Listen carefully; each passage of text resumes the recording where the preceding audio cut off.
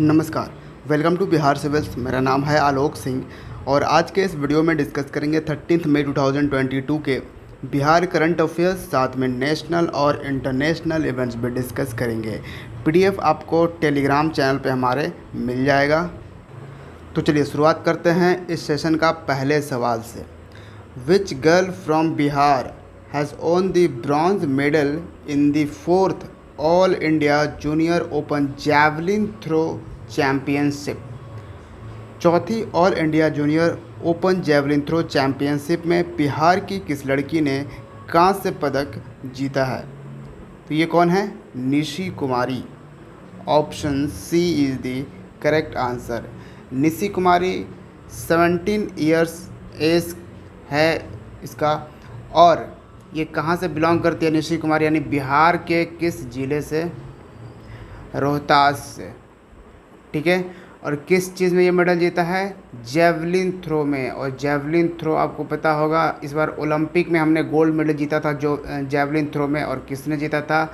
नीरज चोपड़ा ने। और ये क्वेश्चंस आपसे रिसेंटली बीपीएससी के एग्ज़ाम में भी आपसे पूछा गया था। अच्छा, एक चीज़ और, ये जो all India junior open javelin throw championship था, ये कहाँ पे ऑर्गेनाइज़ किया जा रहा था? ये ऑर्गेनाइज़ किया जा रहा था जमशेदपुर में। जमशेदपुर में आपको एक स्टेडियम मिलेगा, जे R D stadium. JRD. Tata के नाम पर यहाँ पे है। और ये जगह कहाँ पे आपको मिलेगा? किस राज्य में? झारखंड में। जी हाँ, ये झारखंड में ऑल इंडिया लेवल का ये जेवलिन थ्रो चैम्पियनशिप ऑर्गेनाइज़ किया जा रहा था।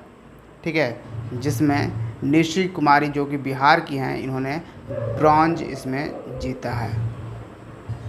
नेक्स्ट है, the foundation stone of India's first animal science university has been laid in which of the following cities? तो भारत के पहले पशु विज्ञान विश्वविद्यालय की आधारशिला कहाँ पे रखी गई है? तो ये आधारशिला रखी गई है पटना में। Option A is the correct answer. तो देखिए, पटना में ऑलरेडी एक वेटनरी कॉलेज था जो कि पशु से रिलेटेड था, एनिमल से रिलेटेड था। ठीक है। अब यहाँ पे मुख्यमंत्री नीतीश कुमार ने नए भवन की यहाँ पे शुरुआत कर दी है, जो कि बनेगा एनिमल साइंस यूनिवर्सिटी। और ये देश का पहला एनिमल साइंस यूनिवर्सिटी होगा जो कि बिहार के पटना में ओपन होगा। यहाँ पे देखिए, मुख्यमंत्री जी का यहाँ पर ट्वीट है, 889.26 करोड़ रुपए के बिहार पशु विज्ञान विश्वविद्यालय के नए भवनों का शिलान्यास किया तथा आधारशिला रखकर कार्य आरंभ किया। ठीक है, तो ये चीज़ें आप देख सकते हैं। नेक्स्ट क्वेश्चन है, operation Dudhi a counter insurgency operation was led by which armed force? तो ऑपरेशन दूधी एक उग्रवाद विरोधी अभियान का नेतृत्व किस सशस्त्र बल ने किया था? देखिए, ऑपरेशन दूधी मोस्ट सक्सेसफुल इंसर्जेंसी और यानी काउंटर इंसर्जेंसी ऑपरेशन था। ठीक है। और ऑपरेशन दूधी जो है, इसको कंडक्ट किसने किया था? असम राइफल्स ने। Option A is the correct answer. लेकिन असम राइफल्स ने ये जम्मू एंड कश्मीर में किया था। ठीक है। क्या हुआ था ऑपरेशन दूधी के तहत?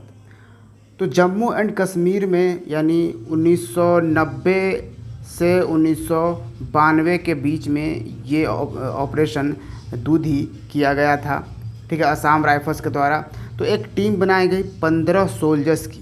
ठीक है, 15 सोल्जर्स ने मिलकर पाकिस्तान के जो भी यानी आतंकवादी थे, यानी या कह सकते हो कि पाकिस्तान ट्रेंड एक्सट्रीमिस्ट 72 आतंकवादियों को गन डाउन कर दिया था। मतलब इन लोगों को घुटने पर ला दिया था मात्र 15 सोल्जर्स ने। ठीक है, इन 15 सोल्जर्स में से जो अभी बचे हुए हैं उनको सम्मानित किया गया है रिसेंटली। ठीक है, तो इसलिए ऑपरेशन दूधी जो है वो न्यूज़ में था। और देखिए, ये ऑपरेशन मेनली एग्जैक्टली किस तारीख को कंडक्ट किया गया था? 3 मई 1991 को ये ऑपरेशन मेनली कंडक्ट किया गया था। हालांकि ये 1990 से 92 के बीच में कंटिन्यूसली जम्मू एंड कश्मीर में ये चलाया जा रहा था असम राइफल्स के द्वारा। ठीक। नेक्स्ट है, which country has launched affordable connectivity programme. किस देश ने किफ़ायती कनेक्टिविटी कार्यक्रम शुरू किया है। तो देखिए, अगर आपको कुछ साउंड्स आ रहे होंगे सॉन्ग वगैरह के तो उसको आज इग्नोर कीजिएगा, क्योंकि पड़ोस में शादी वगैरह है तो इसलिए थोड़ा सा साउंड आपको मिल सकता है। ठीक है। तो अफोर्डेबल कनेक्टिविटी प्रोग्राम जो है, जिसके तहत जो सरकार है वो सब्सिडी प्रोवाइड करेगी इंटरनेट सर्विसेज पे। ठीक है। इनके लिए जो कि बहुत ही गरीब जो घर हैं, बहुत ही लोअर इनकम हाउस होल्ड्स है। ठीक है। तो ये कौन सी कंट्री है? यूएसए। तो अमेरिका की गवर्नमेंट ने ये डिसाइड किया, अफोर्डेबल कनेक्टिविटी प्रोग्राम शुरू किया है। ठीक है। और इन्होंने 14.2 बिलियन यूएस डॉलर भी इसके लिए फंडिंग की है, ताकि अफोर्डेबल कनेक्टिविटी यहाँ पे मिल सके। जो लोग इंटरनेट अफोर्ड नहीं कर सकते, जो कि पुअर हैं, उनको इंटरनेट की सुविधा प्रोवाइड की जाए अमेरिका में। नेक्स्ट है, which country has been elected as the new chair of association of Asian election authorities, AAEA। Association of Asian election authority के नए अध्यक्ष के रूप में किस देश को चुना गया है? तो ये अपना देश भारत को चुना गया है। Option B is the correct answer. और ये जो है association of Asian election authorities, इसको इस्टेब्लिश किया गया था 1998 में। Next, how many Indians have been awarded with the Pulitzer prize 2022। तो कितने भारतीयों को पुलित्जर पुरस्कार 2022 से सम्मानित किया गया है? पहले तो आपको ये जानना चाहिए कि पुलित्जर प्राइज़ जो है वो किस फील्ड में दिया जाता है। तो ये जर्नलिज्म के फील्ड में दिया जाता है, पत्रकारिता के फील्ड में ये दिया जाता है पुलित्जर प्राइज़। ठीक है। और इसकी शुरुआत करी गई थी किसके नाम पे? तो एक पत्रकार थे, यानी कि जर्नलिस्ट थे, यानी हंगरी और अमेरिका दोनों ही देशों से उनका संबंध था। उनका नाम था जोसेफ पुलित्जर। इनके नाम पर ही ये अवार्ड, ये प्राइज़ शुरू किया गया था। तो कितने भारतीयों को इस साल का ये पुरस्कार दिया गया? 4 भारतीयों को। Option C is the correct answer. अच्छा, कौन कौन हैं ये 4? ये 4 हैं, पहले तो फ़ोटो जर्नलिस्ट हैं एक, जिनका रिसेंटली निधन हो गया है। जब ये अफ़गानिस्तान में तालिबानियों की रिपोर्टिंग कर रहे थे, वहाँ पे पिक्चर ले रहे थे, जिनका नाम है दानिश सिद्दीकी, और ये रॉयटर्स न्यूज़पेपर के लिए काम करते हैं। फिर एक जर्नलिस्ट हैं भारत के अदनान अबीदी, और हैं सना इरशद मट्टू, और फिर एक लास्ट अमित दावे। तो ये 4 भारतीय यानी इंडियन जर्नलिस्ट को 2022 का पुलित्जर प्राइज़ प्रोवाइड किया गया है। नेक्स्ट है, which states Pomai inhabited areas have been declared to be drug free zone. तो किस राज्य के पमई आबादी वाले क्षेत्रों को ड्रग मुक्त क्षेत्र घोषित किया गया है? ड्रग फ्री यानी कि कोई भी नशीली पदार्थों का यूज़ इस्तेमाल ना हो रहा हो, नशीली पदार्थों का वहाँ पे यानी जो पॉपी होता है, ठीक है, उसका जैसे मतलब खेती वगैरह भी कुछ नशीली पदार्थों का वहाँ पे नहीं किया जा रहा हो। ठीक है। तो उस एरिया को डिक्लेयर किया गया है ड्रग फ्री जोन। तो यही आपको बताना है कि ये पोमई इनहैबिटेड एरियाज़ कहाँ है। तो देखिए, ये एरिया आपको मिलेगा मणिपुर में। Option C is the correct answer. In fact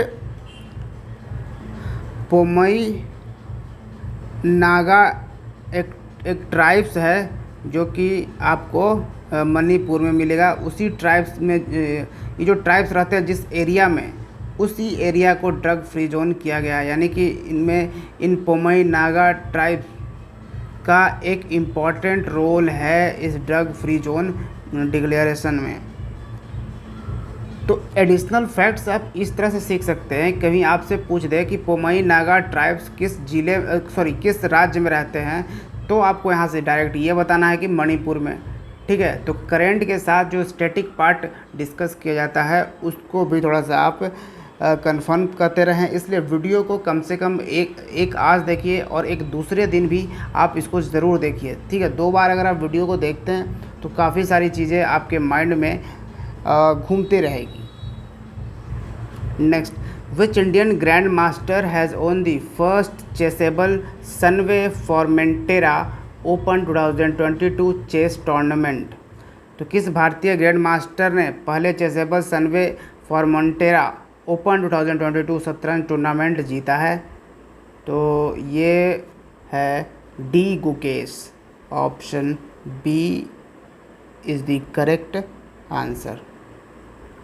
next है, which country has named the bay of Bengal cyclone Asani. ये जो अशनी, किस देश ने बंगाल की खाड़ी के चक्रवात का नाम आशनी रखा है? तो ये जो आशनी है, जिसका नाम आशनी इस बार रखा गया है, तो किस देश ने ये आशनी नाम रखा है? तो ये श्रीलंका ने रखा है। Option A is the correct answer. आशनी मतलब क्या होता है? रैत, जो कि तबाही ला दे। ठीक है, और ये आशनी कौन सा लैंग्वेज है? सिन्हाला। आपको मालूम होना चाहिए कि जो majority of the portion Sri Lanka में निवास करती है वो सिन्हालीज़ हैं।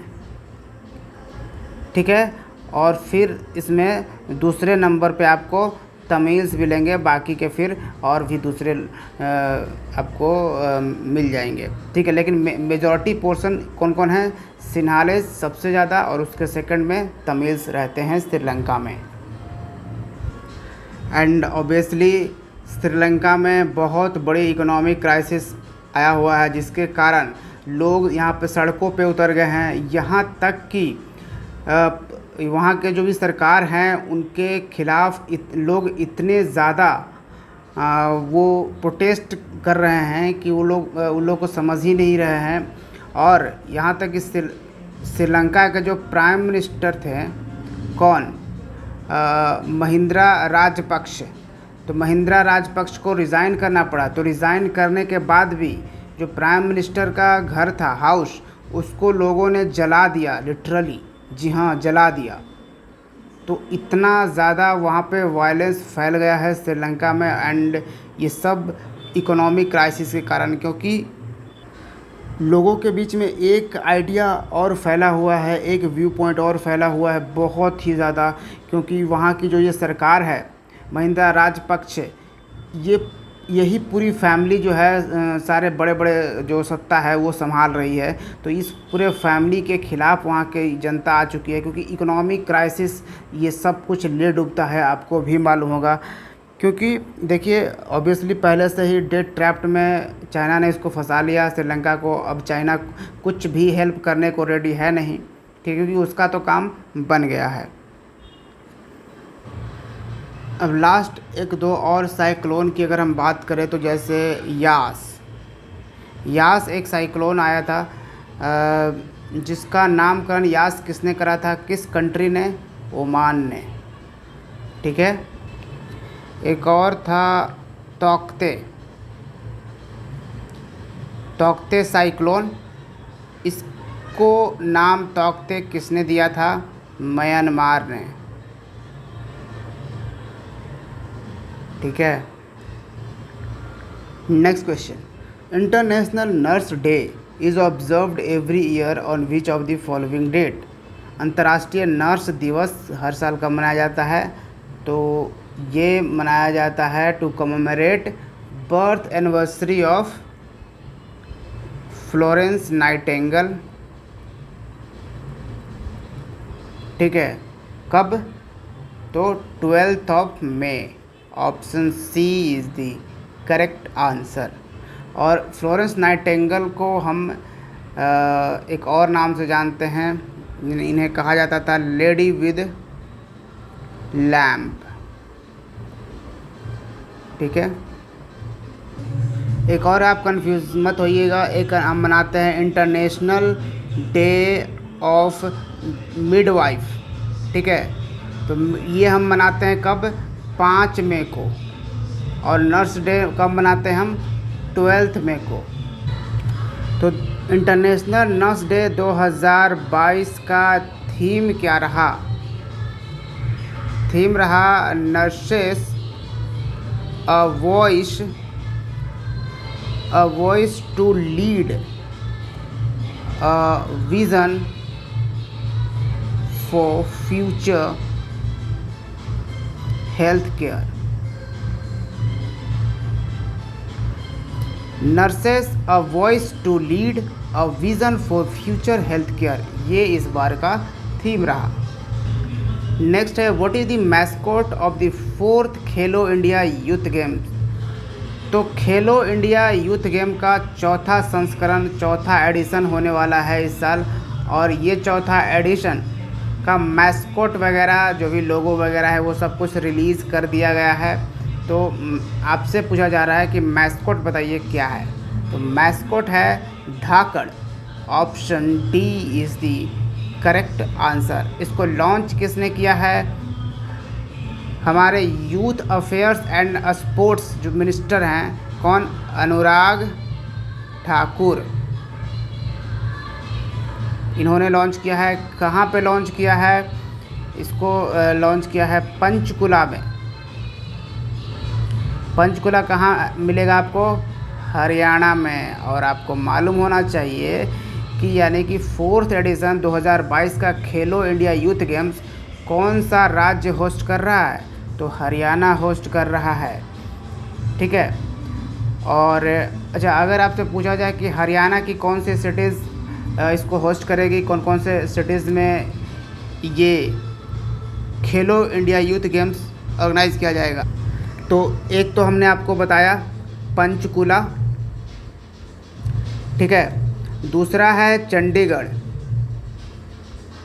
और तीसरा आपको शाहबाद में ये ऑर्गेनाइज़ किया जाएगा, अंबाला में ऑर्गेनाइज़ किया जाएगा। ठीक है, और एक लास्ट दिल्ली में भी ऑर्गेनाइज़ किया जाना है, ये याद रखिएगा। 4th एडिशन जो है पंचकुला, चंडीगढ़, शाहबाद और अंबाला में ऑर्गेनाइज़ किया जाएगा, और लास्टली एक दिल्ली में भी ऑर्गेनाइज़ किया जाना है। करीबन 8,500 एथलीट्स पूरे देश भर से इसमें पार्टिसिपेट कर रहे हैं खेलो इंडिया यूथ गेम्स में। ये चौथा खेलो इंडिया यूथ गेम्स है। तो पहला खेलो इंडिया यूथ गेम्स को किसने होस्ट किया था? तो दिल्ली ने होस्ट किया था। और कब ये ऑर्गेनाइज़ किया गया था? 2018 में पहला खेलो इंडिया यूथ गेम्स ऑर्गेनाइज़ किया गया था, याद रखिएगा। दूसरा जो है 2019 में ऑर्गेनाइज़ किया गया था, और इसको होस्ट किया था महाराष्ट्र ने। ठीक है, और तीसरा खेलो इंडिया जो कि 2020 में ऑर्गेनाइज़ किया गया था, और इसको असम ने होस्ट किया था। ठीक है, दूसरा। और चौथा तो हमने आपको बता दिया, ये हरियाणा करने वाला है। पांचवा जो है वो भी है, वो कब होगा? तो ये जो चौथा होने वाला है ना, ये पिछले साल नहीं हुआ था ना 2021 में, तो यही इस बार होने वाला है। लेकिन जो 2022 का एक तरह से ऑफिशियली कहा जाए तो वो जो है वो होगा मध्य प्रदेश इसको होस्ट करने वाला है। ठीक है, तो ये जो हरियाणा में इस साल होने वाला चौथा संस्करण, ये 2021 में होने वाला था, लेकिन आपको पता है कोरोना वायरस के कारण ये पोस्टपोन हो चुका था। नेक्स्ट एंड आज का आखिरी सवाल, which university has organised Utkarsh Mahotsav 2022 to promote the Sanskrit language? तो संस्कृत भाषा को बढ़ावा देने के लिए किस विश्वविद्यालय ने उत्कर्ष महोत्सव 2022 का आयोजन किया है? तो ये कौन सा यूनिवर्सिटी है? Central Sanskrit university, option C is the correct answer. और किस लिए किया गया ऑर्गेनाइज? तो ऑब्वियसली ये जो उत्कर्ष महोत्सव ऑर्गेनाइज किया गया है संस्कृत जो भाषा है उसको प्रमोट करने के लिए, ठीक है। और इस संस्कृत का क्या है कि इस महोत्सव का एक्चुअली थीम रखा गया था global orientation of Sanskrit studies in the new educational era. Global orientation of the Sanskrit studies in the new educational era, ये इस महोत्सव का थीम रखा गया था। वैसे मैं बता दूं संस्कृत जो लैंग्वेज है रिसेंटली गूगल जो कि जायंट सर्च इंजन है इसने अपने ट्रांसलेशन में शामिल कर लिया है संस्कृत को, ठीक है, अपने नए अपडेट में।